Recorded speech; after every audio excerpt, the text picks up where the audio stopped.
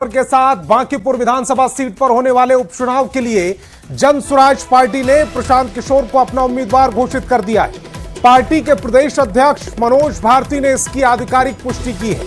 यह seat BJP के राष्ट्रीय अध्यक्ष नितिन नवीन के राज्यसभा सांसद चुने जाने के बाद खाली हुई है। इस वीआईपी सीट पर आगामी 30 जुलाई को मतदान होना है, जिससे यहां का अब मुकाबला बेहद दिलचस्प हो गया है। इस मौके पर प्रशांत किशोर ने कहा कि 4 सालों से जन स्वराज ही मेरी जिंदगी है। पार्टी ने मुझे जो जिम्मेदारी दी है उसे पूरा करने का प्रयास करूंगा। बांकीपुर से अगर जीत मिलती है तो उससे पार्टी का मनोबल काफी बढ़ेगा और पार्टी आगे बढ़ेगी। जनता का आशीर्वाद मिला तो जीतेंगे। जनता की उम्मीदों पर खरा उतरने की कोशिश करेंगे।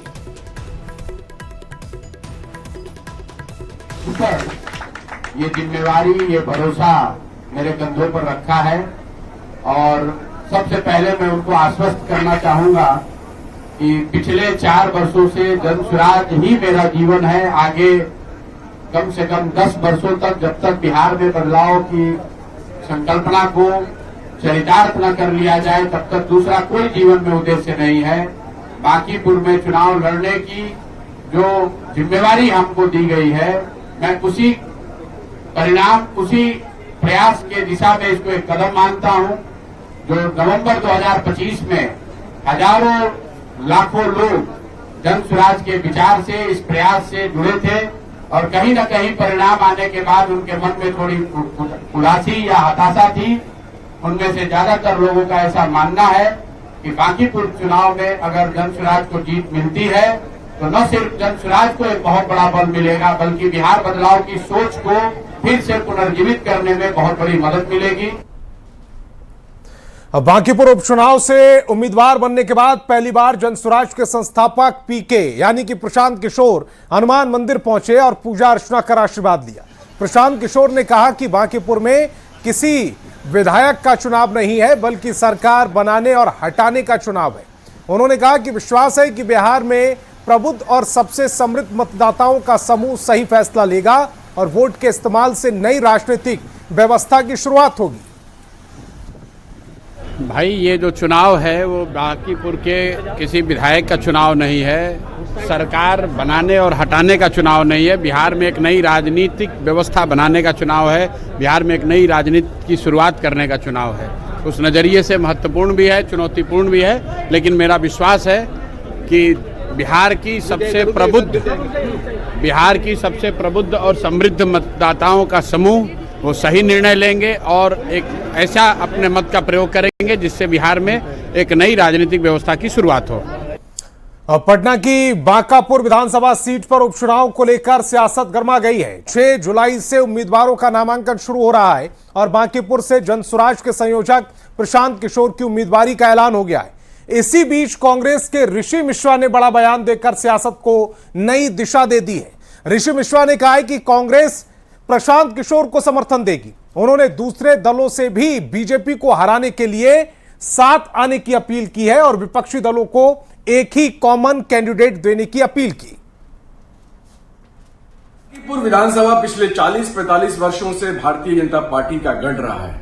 भारतीय जनता पार्टी के एमएलए वहां से होते आए और अभी वो भारतीय जनता पार्टी के राष्ट्रीय अध्यक्ष का विधानसभा चुनाव है, उपचुनाव होना है। हम लोगों को as a opposition party single candidate वहां पे देना चाहिए, तभी हम भारतीय जनता पार्टी को चैलेंज कर पाएंगे।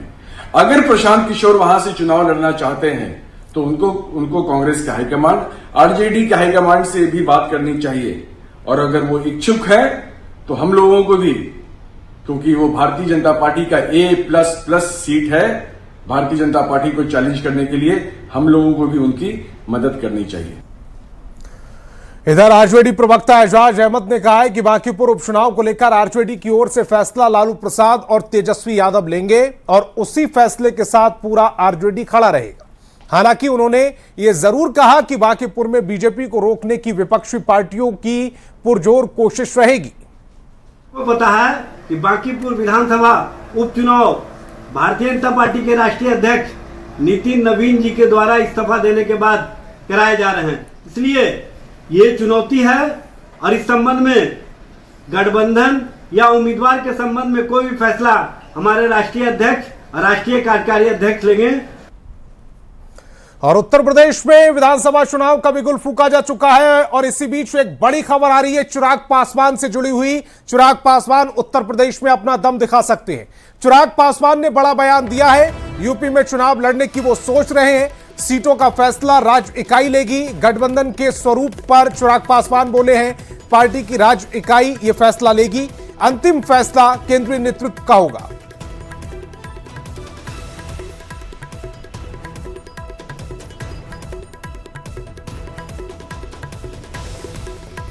और पटना से बड़ी खबर मिल रही है। सीएम सम्राट चौधरी ने नीतीश कुमार से मुलाकात की है। दोनों नेताओं के बीच लंबी बातचीत चली है। केंद्रीय मंत्री ललन सिंह भी इस मुलाकात के दौरान मौजूद रहे हैं। पटना से यह बड़ी खबर, महत्वपूर्ण खबर इस समय आपकी टेलीविजन स्क्रीन पर। सीएम सम्राट ने पूर्व मुख्यमंत्री नीतीश कुमार से मुलाकात की है। दोनों नेताओं के बीच ये बातचीत लंबी चली है। केंद्रीय मंत्री ललन सिंह इस बातचीत के दौरान मौजूद रहे। अब बिहार के गांवों में रहने वालों के लिए बड़ी खबर आई है कि सरकार अब ग्रामीण इलाकों में रहने वाले लोगों पर टैक्स लगाने की तैयारी कर रही है। 16वें केंद्रीय वित्त आयोग की सिफारिशों पर विचार किया जा रहा है। पंचायतों को आर्थिक रूप से आत्मनिर्भर बनाने के लिए स्थानीय कर व्यवस्था लागू करने की तैयारी हो रही है। पंचायती राज मंत्री दीपक प्रकाश ने बताया कि इस व्यवस्था का उद्देश्य पंचायतों की आय बढ़ाना है। टैक्स जरूरी नहीं है सीधे तौर पर, एक टारगेट दिया गया है कि 1200 रुपये प्रति परिवार प्रति साल एक इतनी राशि आनी चाहिए। वो टैक्स जरूरी नहीं है कि सीधे तौर पर परिवारों से लिया जाए, उसके लिए अलग अलग व्यवस्था की जा सकती है। कुछ स्थानीय संसाधन है पंचायत के, तालाब है, तालाब को का मोनेटाइजेशन किस प्रकार से किया जा सके, मछली पालन के लिए किया जा सकता है या अन्य कुछ भी। और बांका से बड़ी खबर मिल रही, मनचले को युवती से छेड़खानी भारी पड़ गई है। युवती ने चप्पलों से युवक को सबक सिखा दिया है। सड़क पर मनचले की सरेआम पिटाई हुई है, कुटाई हुई है। फप्ती कसने पर लड़की भड़क गई, युवती भड़क गई। पुलिस ने मौके पर पहुंचकर स्थिति को संभाला।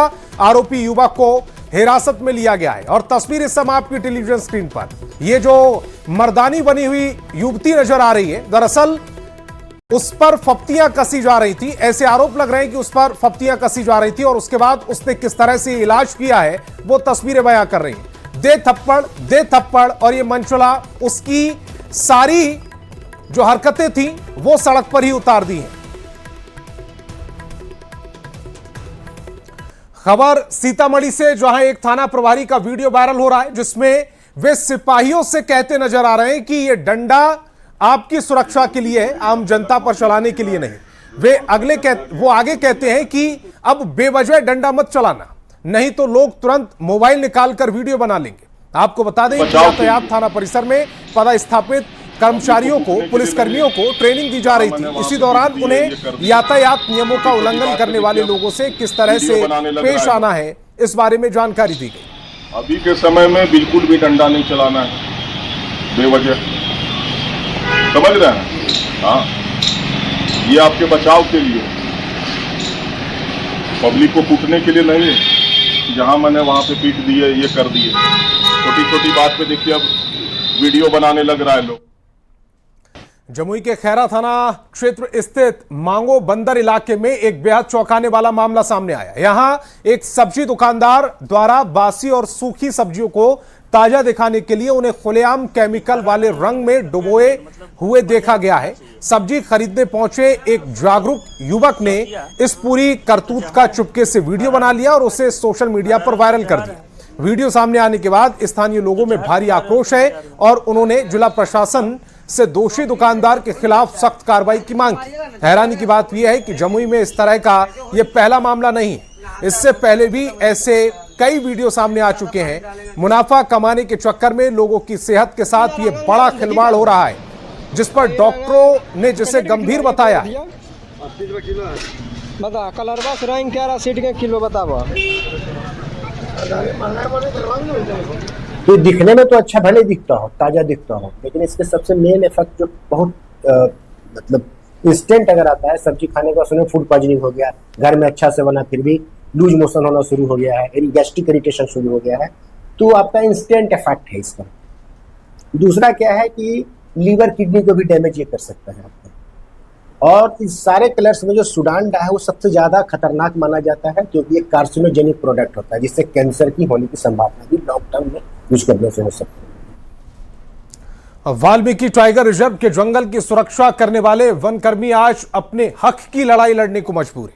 पश्चिमी चंपारण के वाल्मीकि टाइगर रिजर्व के गोवर्धना, मंगूराहा, रगिया और वाल्मीकि रेंज के दैनिक वेतन भोगी वनकर्मी को पिछले 6 महीने से वेतन नहीं मिला है।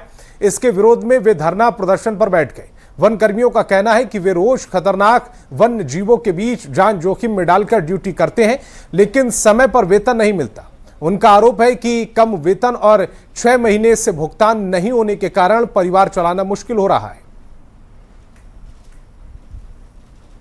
जो वन विभाग का रूल है, उसके बावजूद आज हम लोग का वेतन 6 मंथ से रुका हुआ है। आज हम लोग का स्थिति इतना खराब हो गया है कि आप किसी दुकान में चले जाइए, हमारे घर पे चले जाइए, स्कूल में चले जाइए, हम लोग का फैमिली परेशान इतना है कि 6 महीने से एक भी पैसा नहीं मिला है। आज भादों का समय आने वाला है, जिसमें खाने के लिए अब अनाज भी खत्म हो गया है। तनख्वाह नहीं मिला, कितना 6 महीना हो गए तनख्वाह मिला। बाघ भालू से हमने के बच के काम करते निशान वन विभाग में, बाघों काट दिले बा हमरा के, खैरानी कटले रहे हमरा के।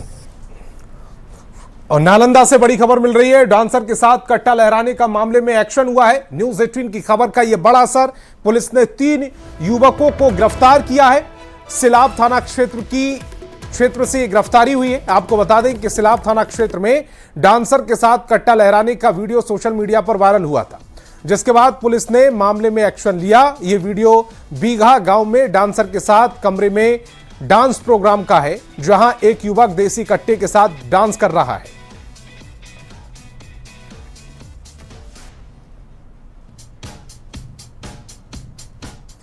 और नालंदा से अपराधियों के बेखौफ हौसलों की एक डराने वाली तस्वीर सामने आई। रोहित थाना क्षेत्र के रामपुर गांव में जमीनी विवाद को लेकर 2 पक्षों में खूनी संघर्ष हो गया।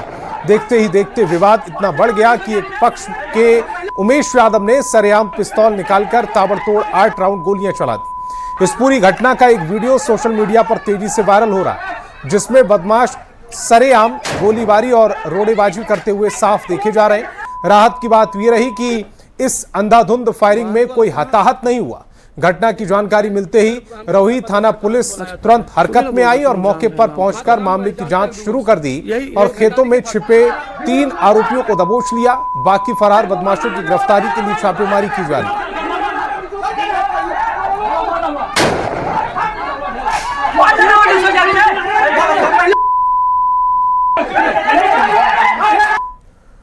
अगली बड़ी खबर मुंगेर से, जहां कासिम बाजार थाना क्षेत्र में खोजा बाजार में एक युवक का शव झाड़ी में मिलने के बाद इलाके में सनसनी फैल गई। मृतक की पहचान अंकित कुमार के रूप में की गई। युवक के शरीर पर चोट के गंभीर निशान मिले हैं। परिजनों ने जमीन विवाद में हत्या का आरोप लगाया। वहीं शनिवार रात मारपीट की बात भी सामने आई। पुलिस दोनों पहलुओं को ध्यान में रखकर जांच कर रही है। शव को पोस्टमार्टम के लिए भेज दिया गया है।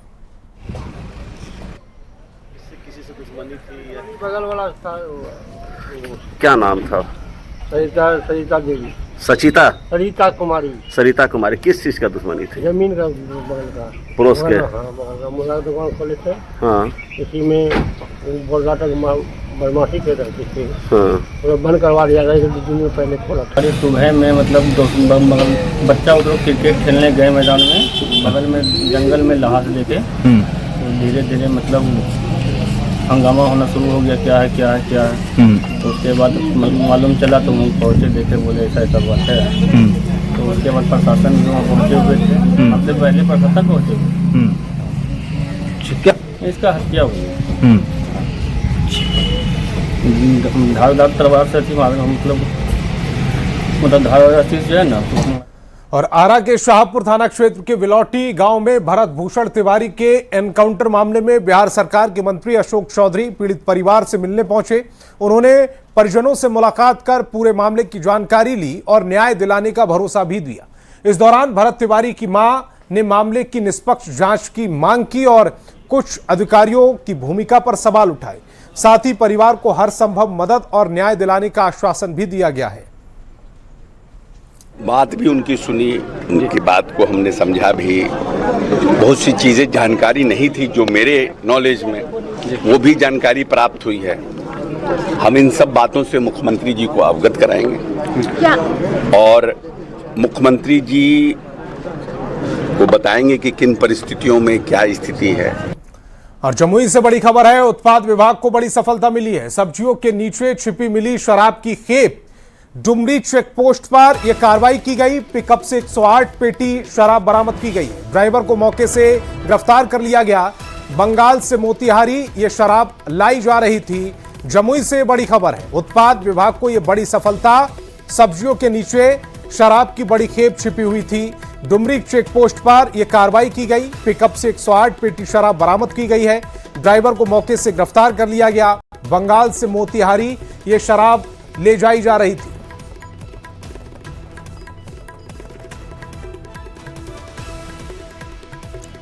अगली खबर जमुई से, जहां सदर प्रखंड के जगन्नाथ मिश्रा +2 उच्च विद्यालय डुंडो में छात्रों ने अवैध वसूली का मामला सामने आया है। इस मामले का एक वीडियो सोशल मीडिया पर तेजी से वायरल हो रहा है। वीडियो में विद्यालय के प्रभारी प्रधानाध्यापक छात्रों से नगद राशि लेते हुए दिखाई दे रहे हैं। आरोप है कि छात्रों से परीक्षा शुल्क, मार्कशीट और आईडी के नाम पर अलग अलग राशि ली जा रही थी। हालांकि प्रभारी प्रधानाध्यापक ने आरोपों को गलत बताया। उनका कहना है कि छात्रों से जो राशि ली जा रही थी वह 10वीं कक्षा में नामांकन और निर्धारित शुल्क का हिस्सा था। हालांकि इस वीडियो की न्यूज़ 18 पुष्टि नहीं करता है। दशम का फीस ले रहे थे सर, दशम का फीस ले रहे थे। तो क्या फीस लेना ये जायज है? क्या है किस सर? लगता है सर, दशम का फीस लगता है। 9 से 10th में जाता है सर, तो दशम का फीस लगता है। अब जैसे 11 से 12 में जाएगा सर, तो इंटर में भी लगता है।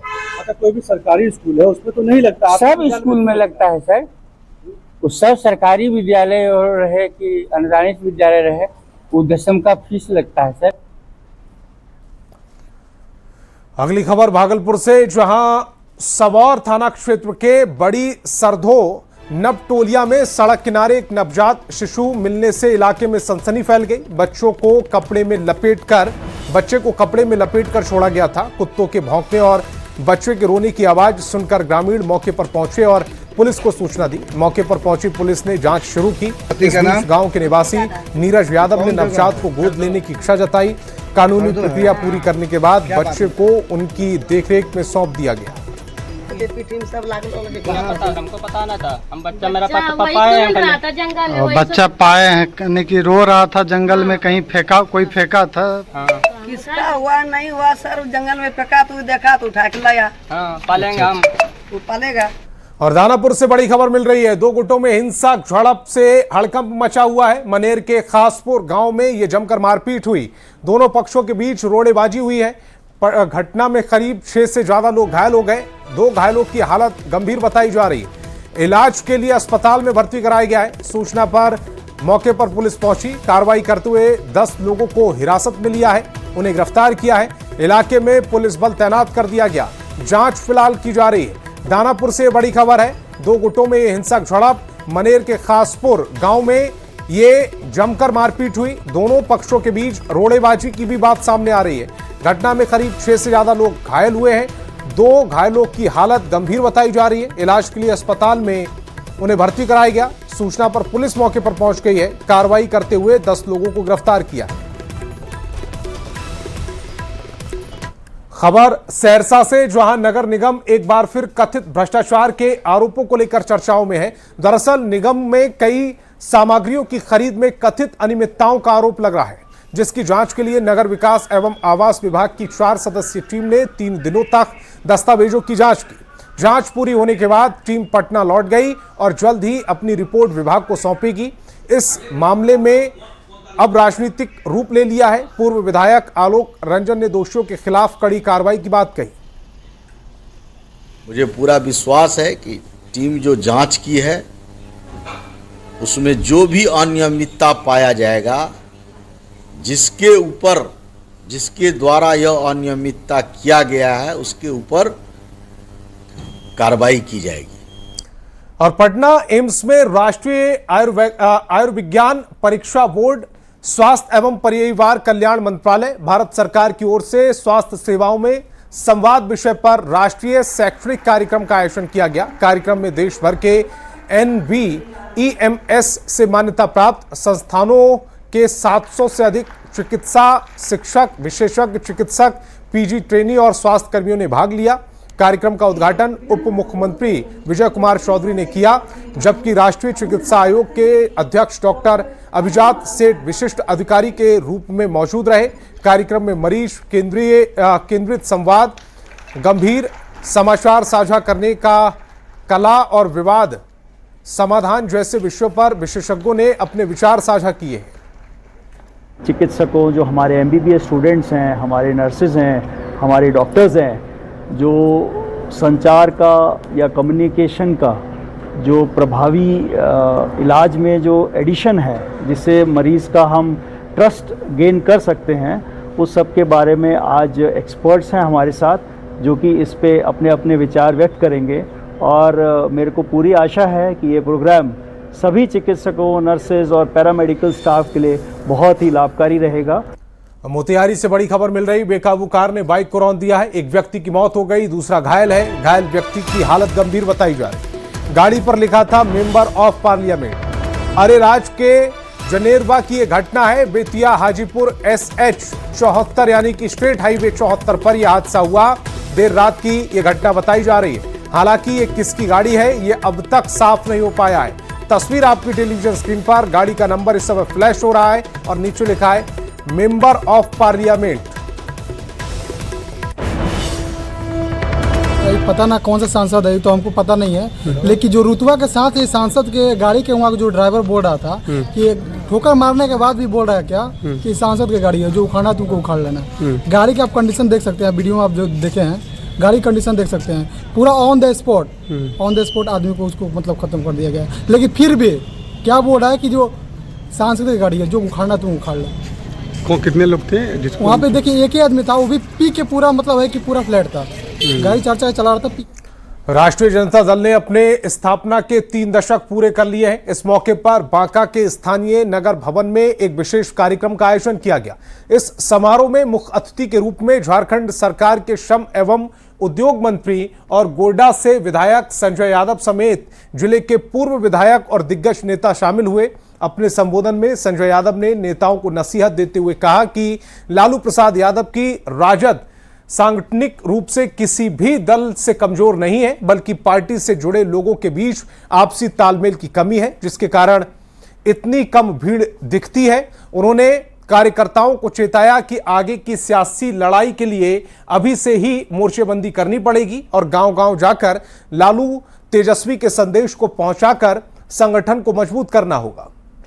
थोड़ा सा अपने अंदर झांक के देखिए कि कहीं न कहीं आपके अंदर खामियां हैं। आपने अपने लोगों को जो है बताने का काम नहीं करते, आने का काम नहीं करते। हम आज 15